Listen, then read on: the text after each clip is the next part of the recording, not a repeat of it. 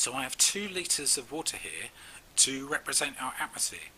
Now, do you reckon there are 1 tablespoon of CO2 in that amount of air? Not even close. And as a matter of interest, there are 136 tablespoons in 2 litres. How about a teaspoon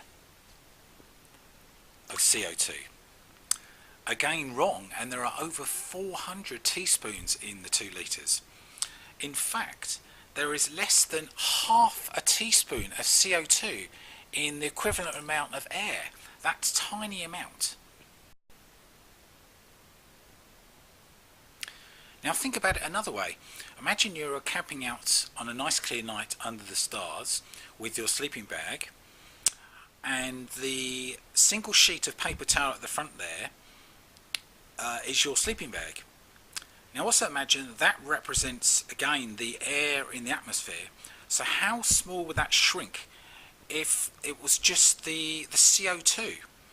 Well, the eagle-eyed among you may have already spotted it. It's this tiny 4mm square on the side of the mixing bowl. That's how small your sleeping bag would have shrunk to if that was all that was left in the atmosphere. So that's going to not keep you warm at all, is it? That's why I'm sure the vast majority of you have experienced this. You can have a nice sunny day with no cloud cover where the temperature can get up into, say, the 60s, and then at night it drops all the way down to freezing. So if carbon dioxide was this amazing insulator, then that just wouldn't be possible, would it? You know, because the carbon dioxide is still there, hasn't vanished. Whereas if the clouds come in, then that can lock in the warmth from the sun. And that's the key thing. Carbon dioxide is a very minor contributor to the greenhouse effect on our planet, whereas water vapor is the main one. You know, it's something like 94%. And to underline my point here, I'm going to show you a short excerpt from Tim Ball's talk on the subject, which I'll include a link in the description, which I highly recommend you watch.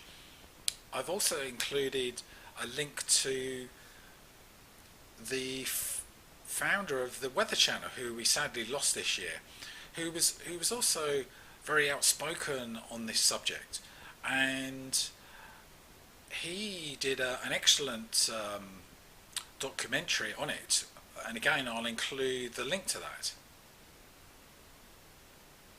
What have they done? They've picked out one of those individual noises, and I want you to think about this. They've chosen CO2. Why did that become the focus? It's such a minuscule part of the total atmosphere, as we'll see. So there must have been some reason that it became the focus of everything. And that's what we need to talk about here, what we need to understand that you haven't been shown. Now, it is, of course, I'll just flip back for a second, but it is, of course, in the graph here, it's in with atmospheric composition. But that's only one gas in the atmosphere. There's nitrogen and oxygen, which are 98% of the atmosphere. And then there are what are called the greenhouse gases. And this is where the deception begins, because this shows you the greenhouse gas percentages. But look at this, here's CO2, 4% of the greenhouse gases. What's the biggest greenhouse gas? The most important greenhouse gas is water vapor. It's 95%. You know that here. You know that if you've got an evening with the clear skies and the heat escapes, the temperature is going to drop, and you're going to get frost probably in the spring or the fall.